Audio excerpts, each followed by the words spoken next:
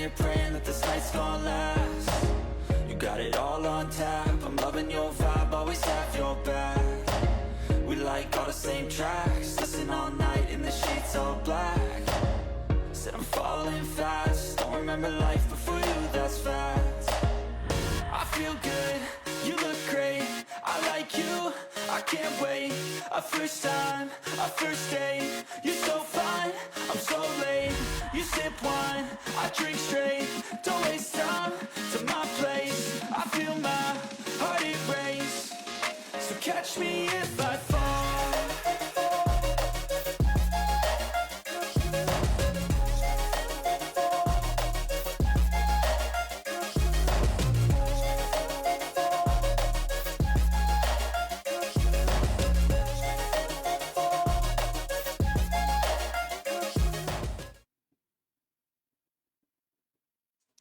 Muy buenos días.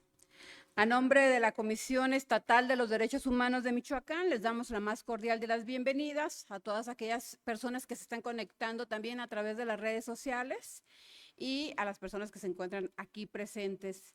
En el marco de la conmemoración por el 8 de marzo, continuamos con este ciclo de talleres, conferencias, porque pues nunca terminamos de aprender, y más pues personas que laboramos en una institución como la Comisión Estatal de los Derechos Humanos, es de verdad indispensable continuar actualizándonos.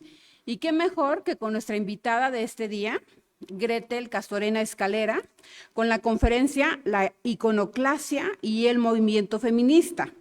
Yo creo que gran cantidad de la población desconocemos el significado. Ya me puse a investigar estos días qué significaba.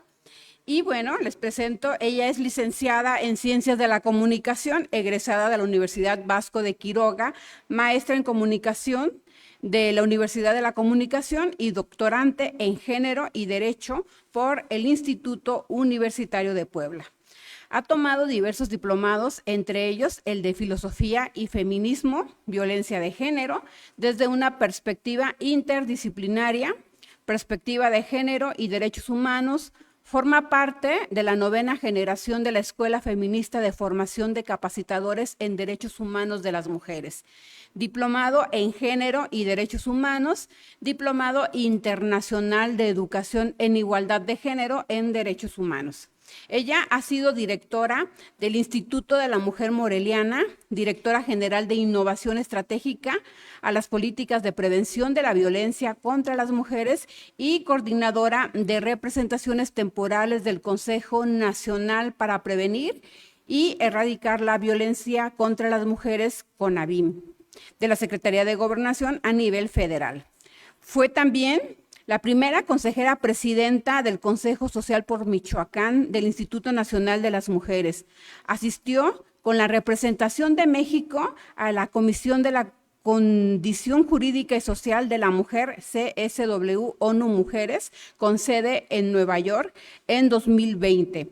Es conductora del programa radiofónico feminista Lentes Violeta, que transmite por Vox 103.3 los miércoles a las 20 horas, del programa televisivo Mujeres que Brillan en Grupo Radio Tele, y forma parte del equipo de School Online, canal de YouTube. Forma también parte de la Asociación Mundial de Mujeres de la Política, con sede en 10 países, de la Asociación de Profesoras, Catedráticas e Investigadores de la Universidad Michoacana de San Nicolás de Hidalgo, de la Red Nacional de Ex Consejeras de INMujeres, de la Red Nacional de Formadoras en Derecho Político Electoral del Tribunal Electoral del Poder Judicial de la Federación y de la Cátedra UNESCO de la UNAM y del Observatorio de Participación Política de las Mujeres en el Estado de Michoacán. Actualmente es consultora en Comunicación y Género y profesora de la Facultad de Letras y de la Facultad de Salud Pública de la Universidad Michoacana de San Nicolás de Hidalgo. Y antes de cederte el uso de la voz, Gretel, también quiero agradecer la presencia de todos los funcionarios que nos acompañan esta mañana aquí en este auditorio por parte de la comisión. Ahora, agradezco la presencia del visitador regional de Morelia, David Morelos, del coordinador de visitadores, el licenciado Juan Plancarte, del maestro Alejandro Sandoval, un gran aliado de las mujeres, Gretel, y él es el coordinador del Centro de Estudios e Investigación de la Comisión, a la psicóloga Adriana Castro Bernal, también una mujer muy comprometida con todas las mujeres, y a todas y todos ustedes que nos acompañan, gracias también, y sin más te cedemos el uso de la palabra. Para mí es un gusto, es un placer estar en esta mañana aquí con todas y con todos ustedes. Hace un par de días que la maestra Lupita me invita a compartir con ustedes precisamente estas inquietudes que nosotras tenemos desde el activismo feminista, y que finalmente, bueno, pues para mí es un gusto poder compartirles esta parte de la visión que nosotras tenemos en esta perspectiva que me parece que es pertinente, obviamente, ponerla en la mesa de discusión. Obviamente no está todo escrito, ¿no? Aquí se trata de que cada quien vea las cosas desde su propia perspectiva, pero sí es importante decir que considero que en este momento el movimiento feminista está sano, está vivo, está en movimiento, y pues en función de eso nos toca históricamente dos opciones: o ver el movimiento pasar, o verlo y subirnos y ver de qué manera podemos nosotras abonar. Es decir, el movimiento feminista a través del tiempo ha tenido un poco de altibajos, ¿no? Se dice que hay 3 olas del feminismo, ¿no? que en las que hemos transitado. No voy a ahondar en cada una de ellas, pero sí es importante decir que dice Nuria Varela, no sé si han tenido oportunidad de leerla, tiene un texto muy interesante que se llama precisamente, bueno, pues algo así como Introducción al feminismo para principiantes, y eso nos da una idea muy general, ¿no? de cómo estamos y dónde estamos al día de hoy paradas. Se dice que hay 3 olas feministas. Ella considera que estamos entrando en la 4ª, en esta que tiene que ver precisamente con tener una agenda que hoy es política y que en México es más política que nunca, ¿no? A propósito de una elección que tenemos enfrente, y que además, honestamente, yo jamás pensé que iba a vivir. Y digo jamás pensé que iba a vivir porque 2 mujeres, digamos que en la recta final a la presidencia, yo eso realmente nunca pensé que me iba a pasar, y resulta que nos está sucediendo. ¿Qué quiere decir? Que todo se está moviendo, quiere decir que tenemos que empezar a cambiar paradigmas y tenemos que empezar a dar, pues sí, a generar liderazgos de mujeres, porque finalmente eso es de lo que se trata, ¿no? Es decir, históricamente ha habido liderazgos de hombres que hemos estado manteniendo durante mucho tiempo, y ahora, bueno, pues le corresponde a las mujeres. ¿Se van a equivocar? La respuesta es sí. ¿Van a estar más señaladas? La respuesta es sí. ¿Tienen margen de error? Pues también van a tener un margen de error, pero van a ser muchísimo más criticadas, muchísimo más cuestionadas, y sí creo que tenemos que pues cerrar un frente, porque las mujeres sabemos hacer política de una manera diferente. Yo estoy segura que nosotras, por ejemplo, nunca declararíamos la guerra. Eso me ha quedado claro, en función de que no estoy segura de querer mandar a morir a los hombres que hemos parido, ¿no?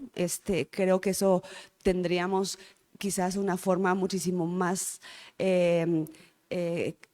vinculatoria, digamos, de poder tomar una decisión tan fuerte como es vayan y mátense, ¿no? Y mucho menos en una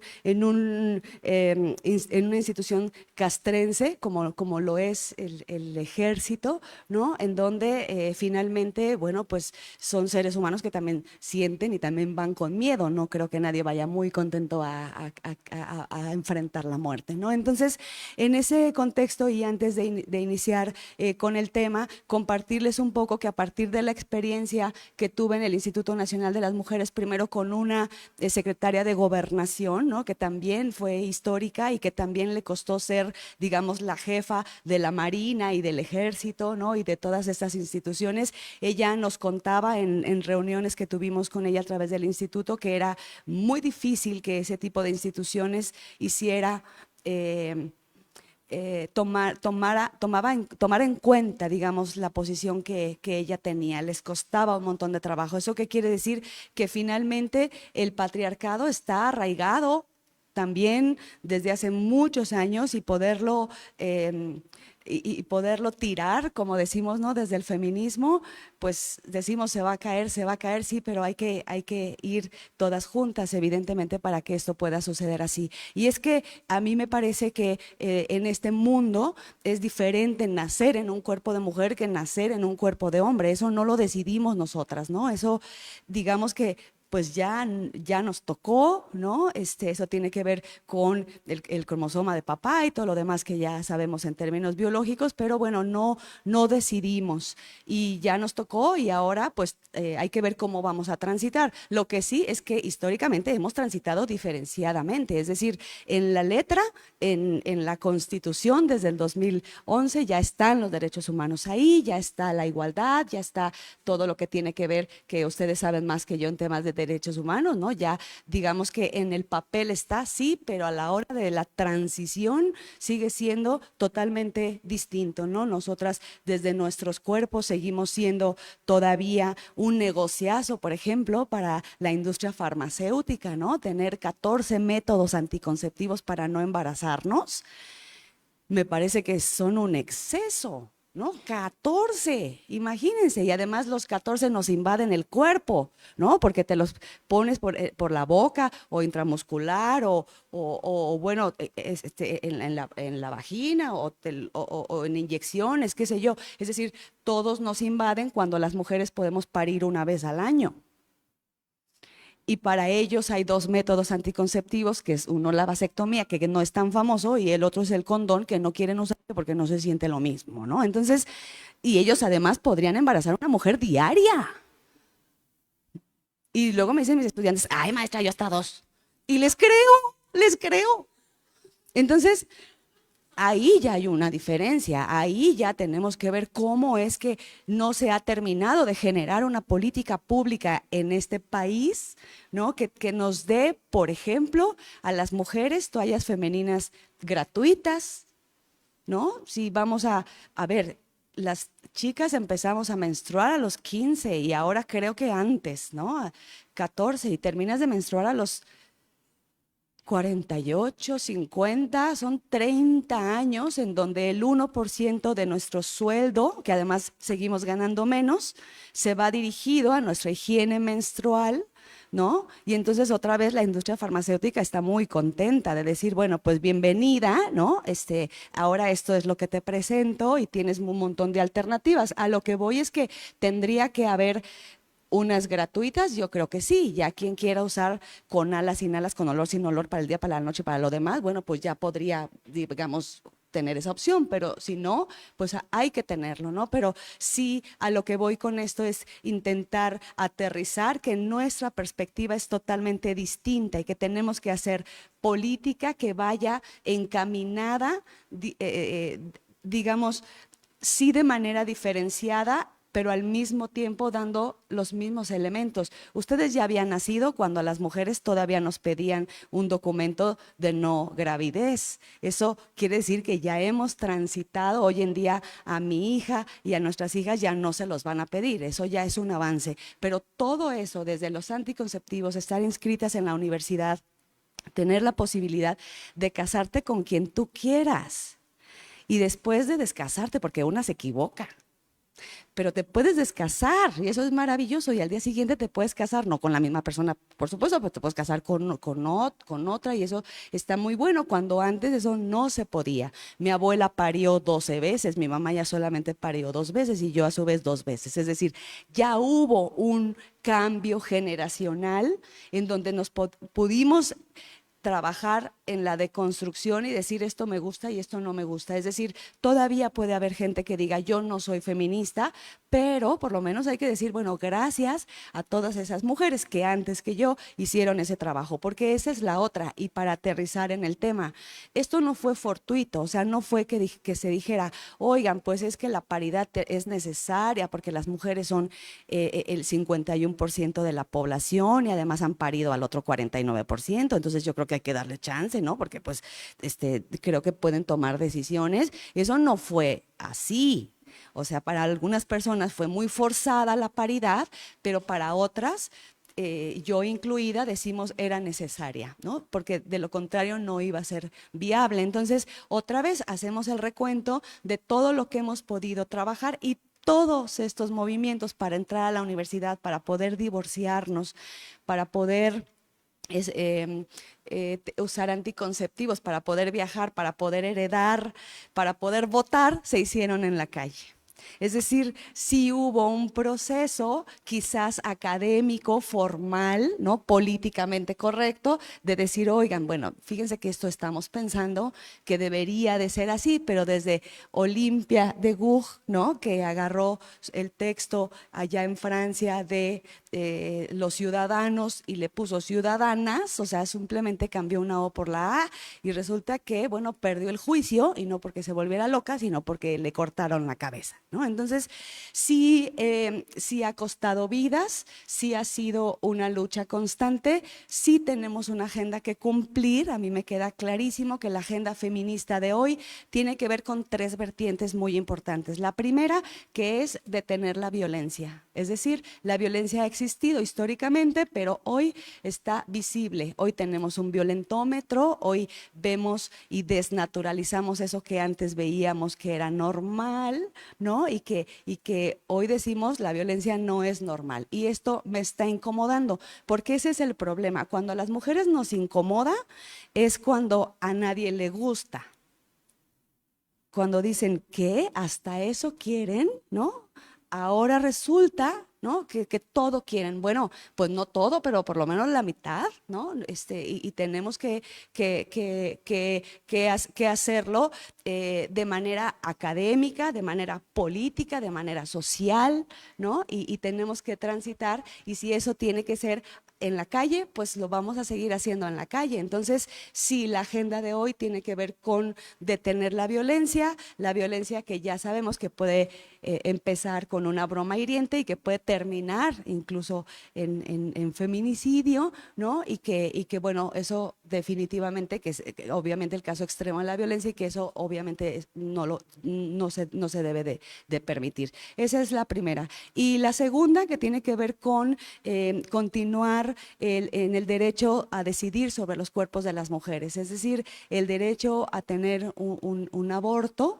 Todavía sigue siendo un pendiente para Michoacán, eso hay que decirlo. Ya hay 8 estados de la República en donde no se ha incrementado el número de mujeres que mueren, y eso es muy importante, porque además también hay que decirlo, las mujeres que hemos abortado históricamente, porque eso tampoco es nuevo, ¿no? Y que quien se muere pues son las mujeres más pobres de las más pobres de las más pobres. Y acá entre nos, en mi época, pues había unos cuantos médicos que se hacían bien millonarios de hacer eso a escondiditas, ¿no? Que todo el mundo sabíamos quién era, pero ya saben cómo somos, no decimos exactamente, pero sabemos que eso era y se podía lograr, ¿no? Entonces, es un pendiente que tiene Michoacán. Creo que tenemos que transitar hacia allá, ¿no? Porque también tiene que ver con un montón de elementos, pero bueno, esa es la segunda parte. Y la tercera, es importantísimo legislar en torno a el sistema de cuidados. Y ese sistema de cuidados que tampoco quizás está hoy en día tan visible, pero que nos lleva a las mujeres a utilizar nuestro cuerpo y nuestro tiempo y nuestro espacio en el cuidado hacia las demás personas, porque además como que la gente automáticamente piensa que las mujeres somos cuidadoras, ¿no?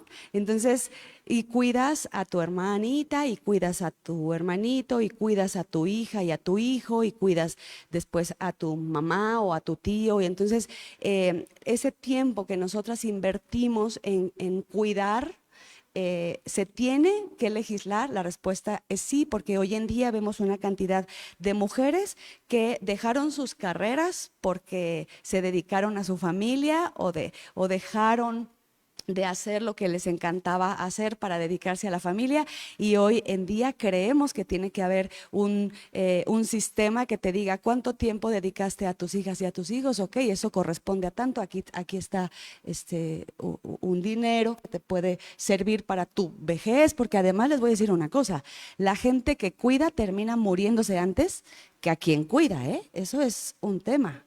Y lo he visto de manera muy cercana con mis amigas que tienen a la mamá o al papá enfermo y terminan ellas muy mal o torcidas y el paciente nomás transita y una termina definitivamente mal. Y eso sin contar las personas que tienen niñas o niños con discapacidad, ¿no? Que también es todo un tema que tenemos que resolver porque terminan sin pareja. No, bueno, si se van cuando los niños están sanitos, imagínense que no se vayan cuando nace una niña o un niño con algún tipo de discapacidad, en donde las mamás no pueden a veces ni siquiera tener tiempo para sí mismas, ¿no? Para tomarse un café o para ir al cine, que eso evidentemente sería un exceso. Entonces, se tienen que legislar en estos 3 puntos. La respuesta es sí. Bueno, en violencia está totalmente legislado, pero hay que llevarlo a la práctica, porque además, sí, es verdad, hay penas mayores. En Michoacán fue un ejemplo lo que sucedió con Diego Uric y con Jessica, fue un gran ejemplo, pero eso nos parece que no necesariamente está solucionando el tema. Bueno, entonces, ¿seguiremos en las calles? La respuesta es sí. ¿Vamos a seguir de la mano con nuestra agenda? Pues la respuesta es sí, pero bueno, vamos a ver qué significa esta palabrita de iconoclasia, pero además, antes de iniciar y para seguir dando introducción, eso ya no se lo comenté a Lupita, esto me lo estoy sacando ahora de la manga, pero tuve la oportunidad de conversar con Nuria Varela, nada menos, que vino de España a la Universidad de Sinaloa hace un par de meses, y ella hace un recuento muy interesante sobre la ciudadanía sustantiva de las mujeres y la participación política en la toma de decisiones en espacios libres de violencia. Esta conferencia la dio para el Instituto Nacional, el Instituto Electoral, Nacional Electoral, es decir, vino pagada, digamos, por el INE, y me parece importante compartirlas ahora. Se las voy a dejar también aquí, porque no sé si ustedes alcancen a ver, al cabo que hay estamos muy cerca, todo el recorrido que ella hace a través de la oportunidad, digamos, que nos dio en esta presentación. Y si ustedes ven aquí, todo tiene que ver con movimientos sociales. O sea, todas las mujeres históricamente, a ver, déjenme lo volteé tantito, hemos estado en la calle, ¿no? Entonces, ¿qué se dice del sufragismo, no? Que incluso terminaron las mujeres allá como en la cárcel, ¿no? Entonces, esto va a seguir sucediendo. Les digo que a mí me parece que así es. Aquí habla un poco sobre las mentiras, los secretos y los silencios, pero si ven, hay posturas de mujeres que están en la calle, ¿no? Y que están tomando precisamente la posición alrededor del mundo, ¿no? Y están precisamente en la calle, ¿no? Entonces, les quise compartir también esta presentación, porque finalmente lo que quiero decir es que hay movimientos en donde las mujeres hemos estado siempre presentes, ¿no? Y hemos estado con estas demandas, ¿no? Entonces, estamos gritando, pues sí, estamos demandando, sí, cada una desde su trinchera. Aquí habla un poco del tema del voto y bueno, ahí de algunas otras autoras. Entonces, les digo que esto es muy importante porque el espacio público, las mujeres lo tenemos que tomar, porque las mujeres estuvimos mucho tiempo en el espacio privado, y lo que pasaba en el espacio privado nos correspondía en teoría solamente a nosotros, a nosotras, hasta que llega Kate Miller y dice, oigan, lo personal es político y lo que sucede al interior de mi casa es también una cuestión que tiene que ver evidentemente con el Estado. Entonces, bueno, nos vamos ahora sí con lo que les tengo preparado para hoy, y en la primera lámina podemos darnos cuenta cómo es que si se sigue confundiendo la iconoclasia con el vandalismo a nivel mediático. Es decir, aquí los medios de comunicación, por supuesto que tienen un papel fundamental, que tienen que subirse a la agenda y que tienen que empezar a utilizar palabras que antes no utilizaban, como hablar en femenino, que antes eso no se utilizaba y que se escucha súper horrible, pero que no importa. Se tiene que decir soldada, sí, se tiene que decir albañila, sí, se tiene que decir presidenta, que todavía hay algunas personas que se resisten a decir presidenta, pero que sirvienta bien fácil y resulta que la terminación y el tema es exactamente lo mismo a nivel de gramática, ¿no? Entonces, tenemos que empezar a nombrarnos, tenemos que empezar a dejar de vincular al machismo con el feminismo. Todavía piensan que es un tema dicotómico y evidentemente eso no lo es así. El machismo se aprende, es una conducta aprendida. En todo caso sería machismo, embrismo, ¿no? Y entonces feminismo pues tendría que ser obviamente masculinismo, que las dos son teorías políticas que hemos estudiado desde hace más de 300 años y que bueno pues vamos a seguir incidiendo. Entonces intervenir el patrimonio cultural como una manifestación de protesta forma parte de intervenir la historia. Y es que la toma de los espacios públicos para las mujeres en un día histórico que es el 8M, que además es el único día yo creo en el que podemos caminar libremente, porque los otros 300 y tantos días siempre vas con tema de acoso, ¿no? Con tema de miradas obscenas, etcétera. Yo estoy segura que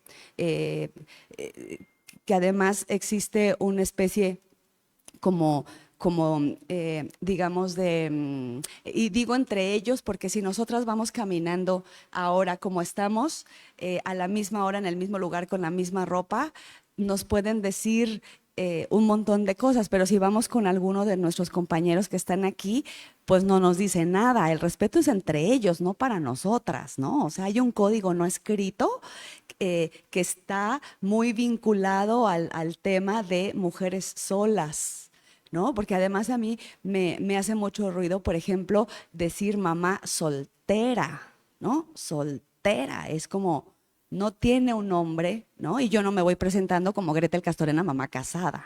Entonces, si no voy diciendo eso, pues ¿por qué tenemos que decir mamá soltera, ¿no? Somos mamás y punto. ¿Con quién hicimos la cría? Pues ese es tema de cada una de nosotras. Así como tampoco está lindo, y seguramente lo han visto aquí, decir, ahí tengo un amigo gay.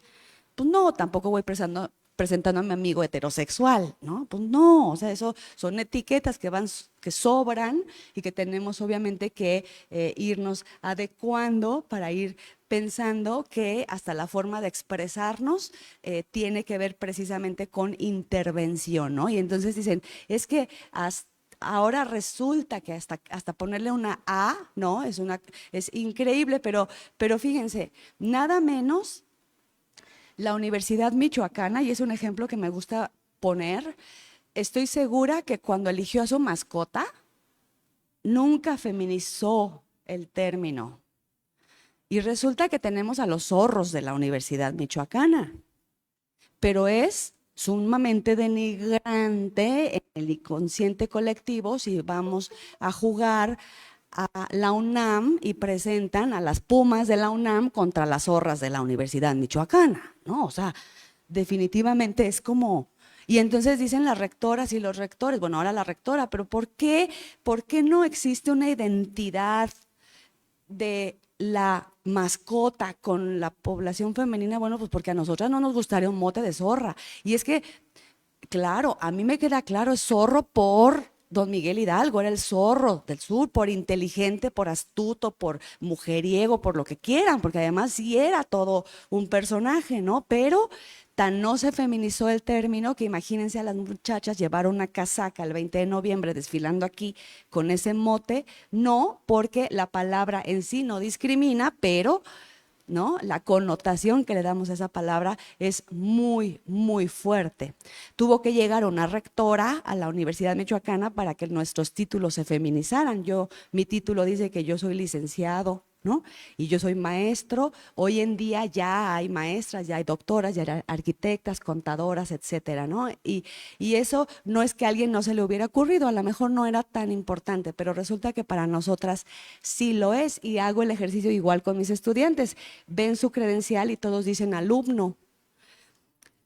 Y nosotras vamos pensando que en ese alumno estamos incluidas, pero si yo le doy a un alumno una credencial que diga alumna, no lo muevo de ahí hasta que le corrijan ese error, ¿no? Entonces, habrá que empezar a trabajar con esto, sí, que parece mínimo, pero que el lenguaje es es sumamente importante. Entonces, como el lenguaje es importante y como tenemos una necesidad de comunicación, no solamente las mujeres, sino también los hombres, pues bueno, una parte de comunicarnos tiene que ver con mostrar a nivel público que estas intervenciones tienen que ver con una demanda social, por una agenda y por una deuda histórica que tienen las instituciones para con la vida de las mujeres. Ahora, no es lo mismo intervenir un monumento que además ahí está, que además el 98% de los monumentos en este país son de varones, ¿no? Desde Netzahualcóyotl hasta Don Lázaro Cárdenas, ¿no? Y que las mujeres evidentemente han brillado por su ausencia, nada menos, por ejemplo, en Pátzcuaro,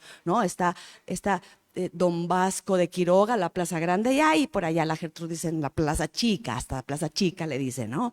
Y además la tienen así con el seno descubierto, muy sexualizada, ¿no? O sea, habrá que empezar también a trabajar, ¿no? En esas posturas que tienen que ver con la representación de las mujeres en el área pública y bueno, decir que estas intervenciones nosotras las vemos también como históricas, sí, es un reclamo, podríamos no hacerlo obviamente si esta deuda histórica no existiera y entonces a partir de ahí es que se sigue interviniendo no solamente aquí a nivel mundial. Ustedes ven la Ángela de la Independencia, que yo le digo Ángela porque cada vez que la veo y le veo senos, digo pues sí es Ángela, ¿no? Pero la gente también se resiste a decir es el ángel, porque los ángeles no tienen sexo.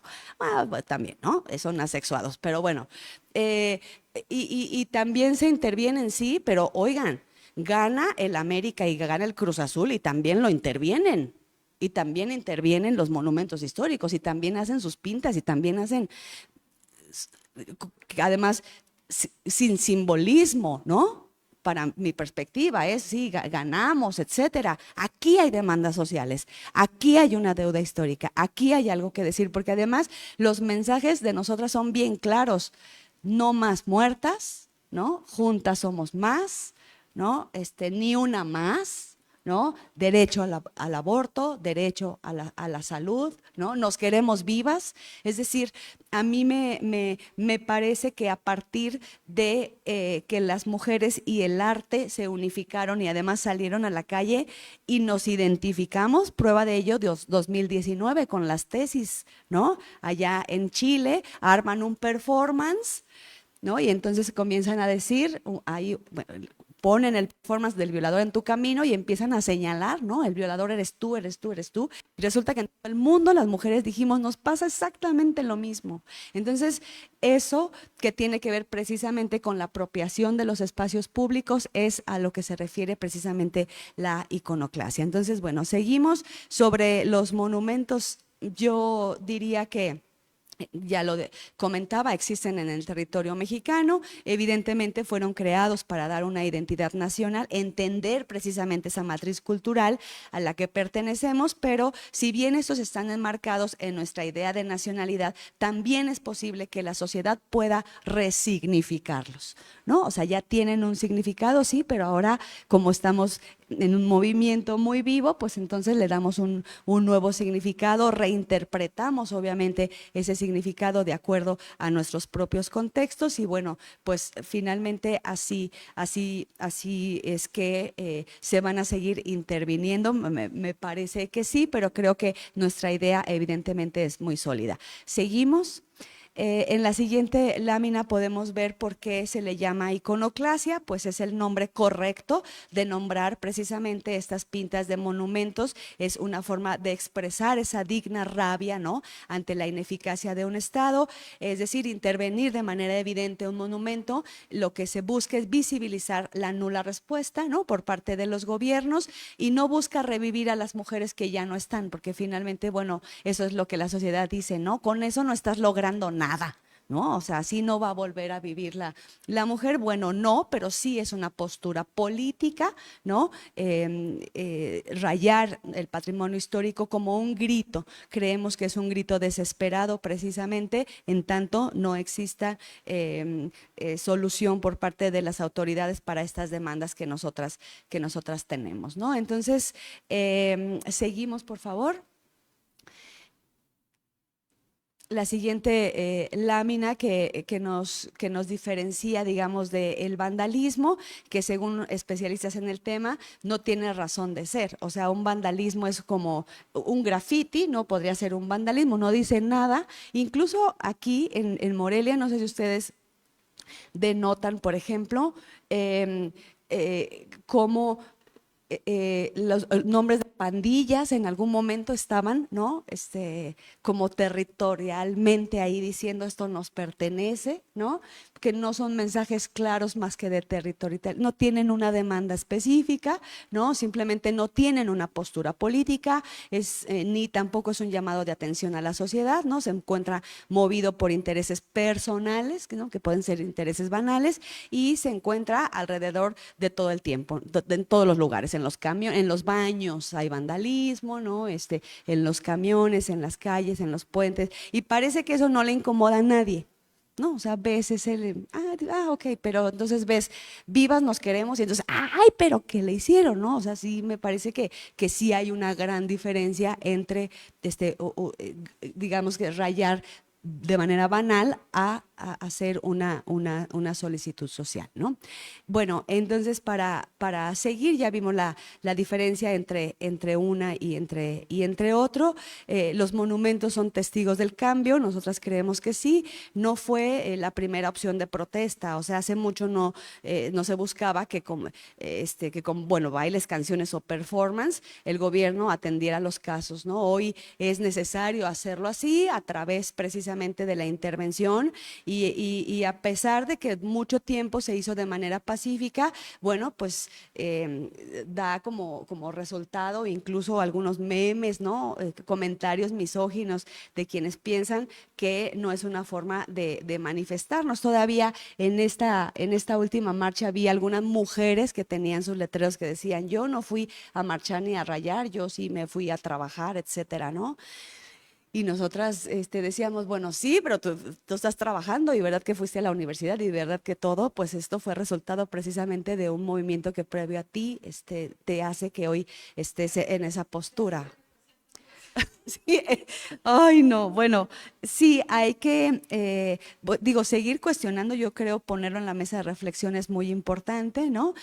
Seguimos, ya casi voy a concluir, ¿no? Creo que faltan solamente ya un par de láminas. ¿En dónde estamos paradas? Bueno, pues según las cifras de la Comisión Nacional de Búsqueda de Personas, a mediados del 2022, hace 2 años, se habían reportado 847 casos de mujeres desaparecidas.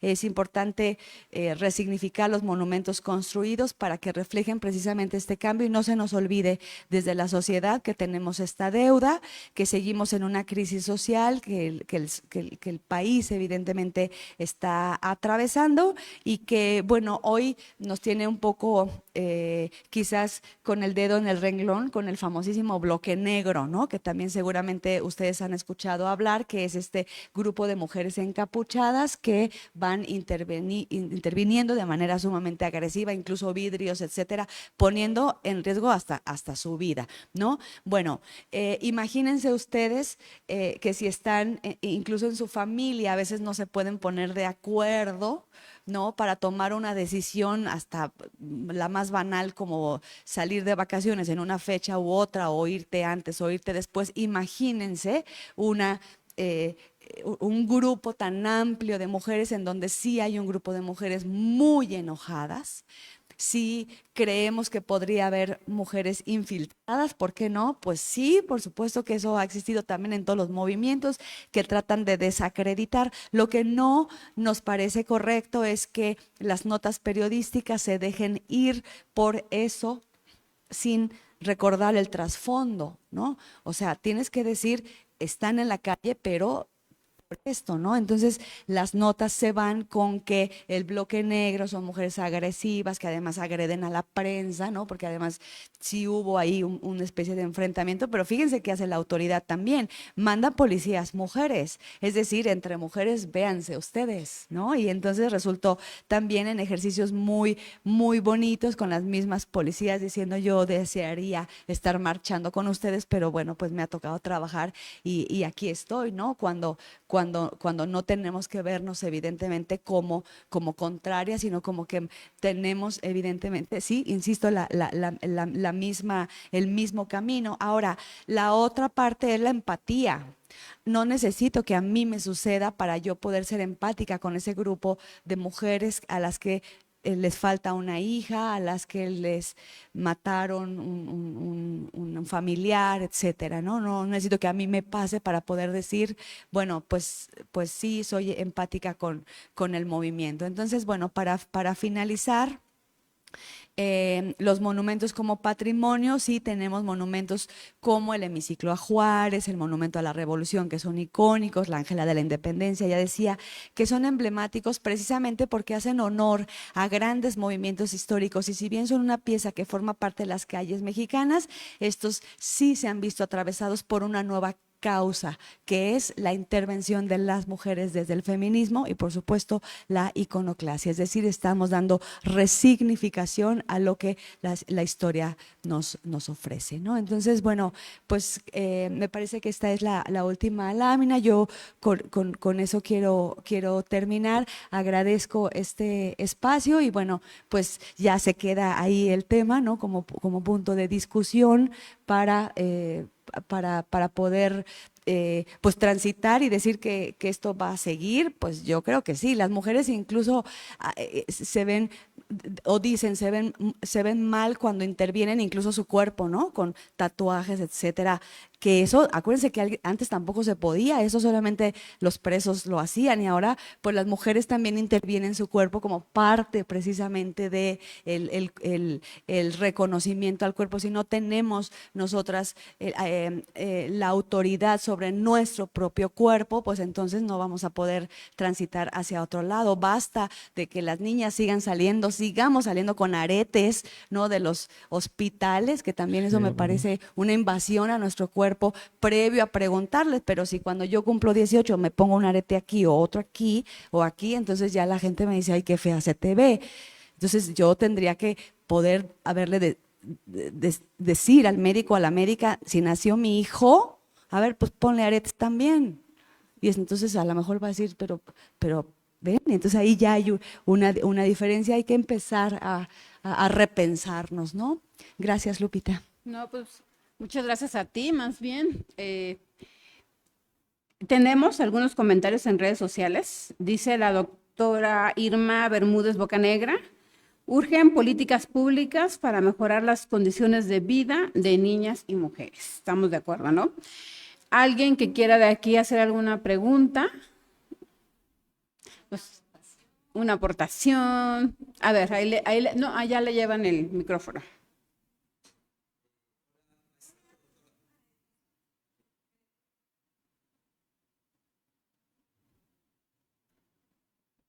Hola de nuevo, muchas gracias por estar por acá. Digo, no nos conocíamos en persona, pero he seguido por ahí en redes sociales todo su trabajo y demás. Increíble. En fin, a mí me gustaría preguntarle qué reflexiones, qué elementos analíticos puede sacar de algo que le voy a leer, que son como dos autoras que yo admiro un montón, que son Rita Segato y Silvia Federici. A ver. Claro, claro. Reencantar el mundo y todo eso, ¿no? Rita dice, digo, yo estoy de acuerdo, pero quiero saber cuál es su opinión.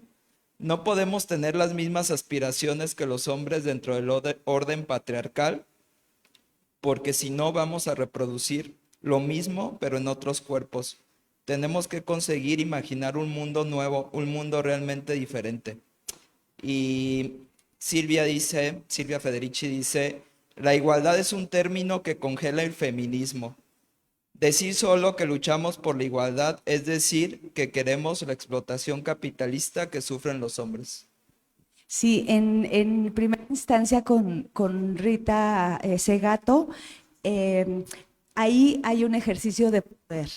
Siempre en las relaciones con las y los demás hay un ejercicio de poder, y como los hombres nacieron con ese poder de manera automática y después obviamente la familia y la sociedad se encargó de decirles, ustedes tienen el control, digamos, Mi interpretación para la doctora Segato tiene que ver con que si nosotras ejercemos el poder en las mismas condiciones que ustedes lo han hecho, lo han aprendido a hacer y les ha funcionado, entonces no vamos a tener los mismos resultados que nosotras quisiéramos por la feminización de la toma de decisiones, que es totalmente diferenciada. Es decir, el respeto a la igualdad, me parece, y el respeto a la diferencia, que tiene que ver, digamos, con dos puntos específicos, tenemos con estos dos que ir de la mano, ¿no? Sabiendo que ante la ley somos iguales, por eso es el respeto a la igualdad, pero al mismo tiempo el respeto a esa diferencia, porque transitamos de manera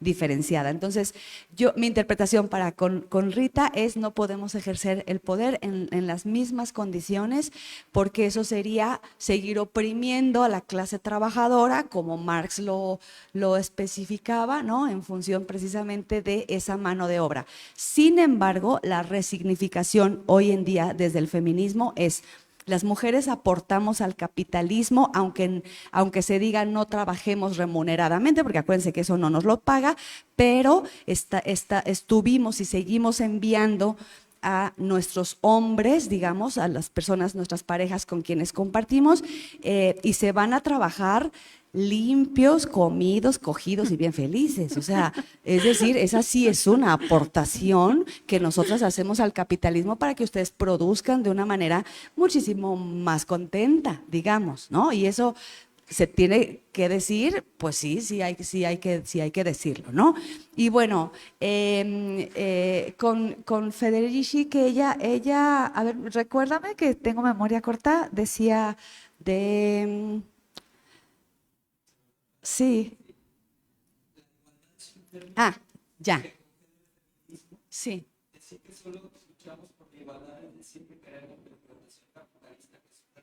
Sí, sí, porque están pensadas, fíjate, necesariamente yendo de la mano con el tema de la productividad económica, ¿no? Y entonces, sí creo que tendríamos las mujeres que empezar a hacer una nueva forma de hacer política, feminizar la política, que tampoco está gustando mucho, pero que tiene que ver con una estrategia que sí marque, no el ejercicio del poder tal cual a ustedes les ha funcionado. Ahora, también hay que decir, hay muchas mujeres que hemos aprendido o que han aprendido a hacer política como a ustedes les ha funcionado, ¿no? Y creemos que así va pisando a quien se tenga que pisar, ¿no?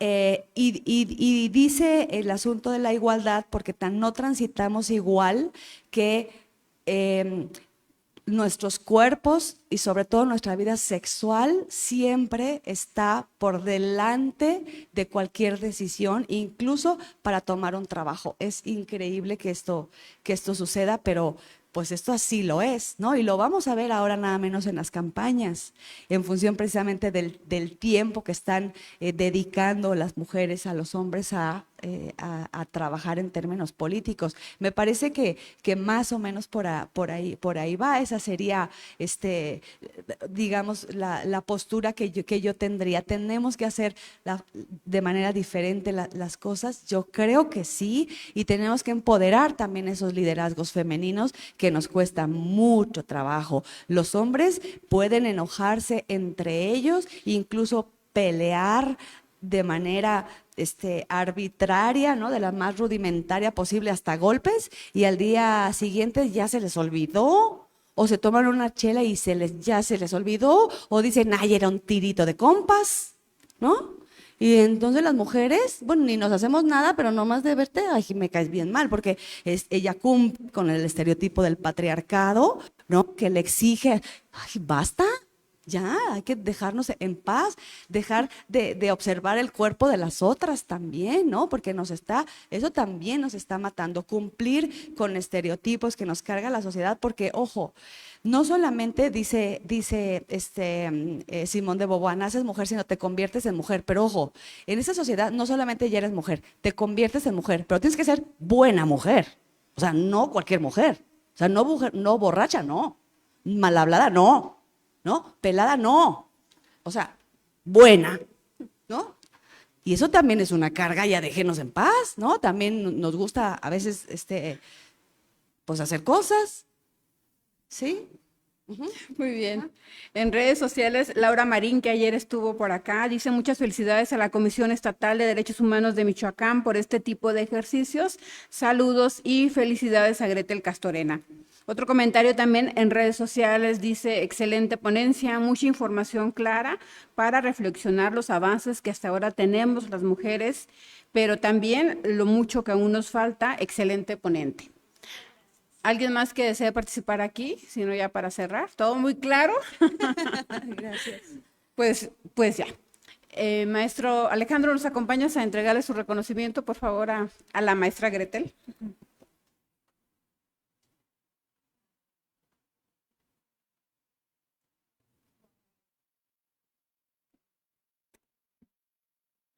Maestra Gretel, de nuevo, muchas gracias por estar por acá. Esperemos que regrese pronto, que regrese muy seguido. Claro, sí, nos encantaría. Estamos por ahí grabando un TikTok para hacer una defensa del lenguaje inclusivo. Creo que han quedado muy bien las cápsulas. Sí, bueno, ya tenemos ese compromiso. Le quiero entregar un reconocimiento, un merecido reconocimiento a nombre de nuestro presidente y mío propio, que a la letra dice: la Comisión Estatal de los Derechos Humanos de Michoacán de Ocampo otorga el presente reconocimiento a la maestra Gretel Castorena Escalera por su excelente participación como disertante de la conferencia La iconoclasia y el movimiento feminista, que tuvo verificativo el día 20 de marzo de la presente anualidad. Felicidades.